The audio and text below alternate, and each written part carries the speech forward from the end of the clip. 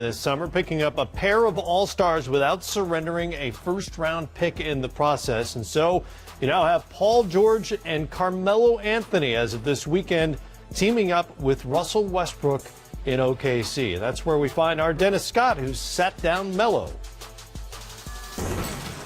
Are you gonna leave the hood on for this interview? I like the hood. You've been doing it all summer. Why not? Why not? Make sure. I got you. First of all, you put out the letter to all your fans back in New York. Anything you want to say to some of the fans? It's the kind of closure for New York. Yeah, it's for me, it's just more about kind of understanding what this is all about.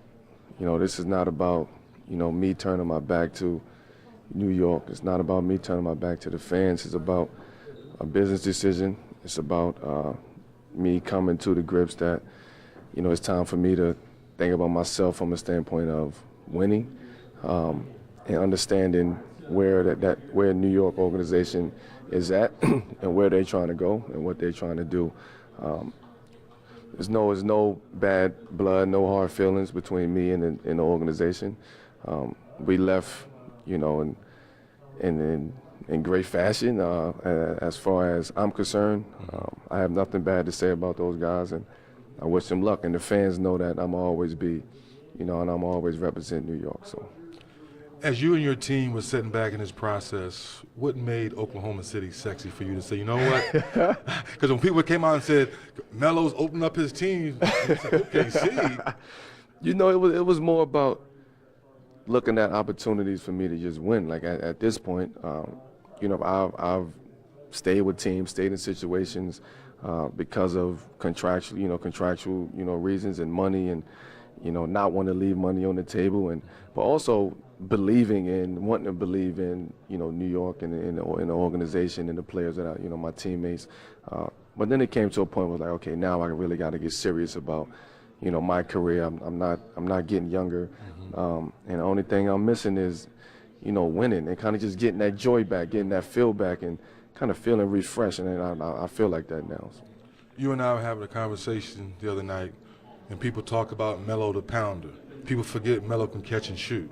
How do you tweak your game now to fit with Russ and PG and making sure you guys are on the same page? Yeah, I look at it and I take life lessons, right, that I've learned. I've always moved around from the projects in New York and Red Hook to Myrtle Avenue in Baltimore, the projects in Baltimore. And I've always adjusted. I've always became a product of my environment.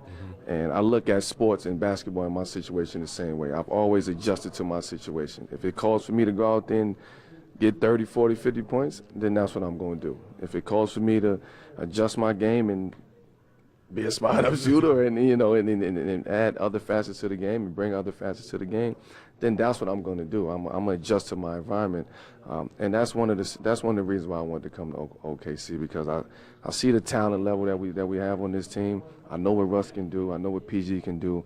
I know what the other guys can do, and I felt like this was the perfect fit for me to just come in and just play basketball, help those guys as well.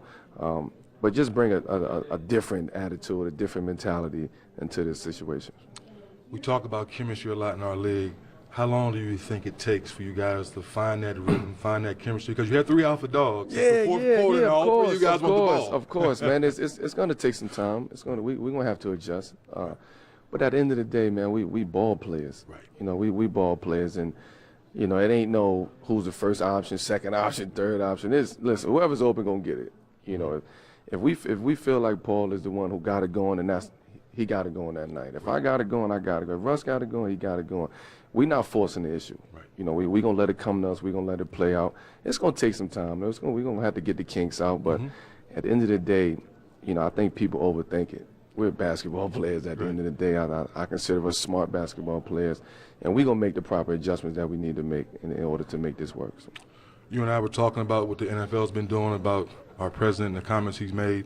What is your outlook on this? It's tough, man. And, I look back last summer when myself, LeBron, and D-Wade and CP stood up on the SB stage and kind of, I did a call out to our fellow athletes and to stand up and step up and, and have a voice. So to see it spur from that into what it is right now, I'm all in agreement with what everybody is doing. I don't think there should be any backlash for what the athletes is doing. This is our country. We all have our right to say what we want to say. It's freedom of speech. Taking a knee, stand in the locker room, whatever you want to do. However you want to, show your frustrations. And we're not doing nothing harmful, though. It's, Right. These athletes, football players now in particular, they just taking a knee. I mean, they're not arguing. There's no ruckus being caused. Like, they just taking a knee. They standing for what they believe in. And, I got to take my hat off to Colin Kaepernick, too, because he was one of the reasons why all of this has actually happened and guys are actually standing up and having a voice in the NFL. Whereas before, last year when he did it, everybody was looking at him all crazy and didn't know, what was going on and why he was doing it. So I take my hat off to him because he was able to, kind of spearhead that movement in the NFL, and guys woke up. NFL players woke up, and what the president is doing and what he's saying, about those guys and about us as athletes, is only going to make us come together even more and become closer. And, something, we're witnessing history here. And something big is about to happen. And, this joint venture between all the athletes is about to become bigger and stronger. Now that you have that jersey on, now you've digested things, what's a successful season for the Thunder? I hate that question, man. I had to give it to you, though. I had to give it to you. I hate that question, man. And, I think we raised the stakes. I think we raised the bar. Our expectations are very, very high. I can sit here and say we want to win the championship, which we actually do. We want to win the championship.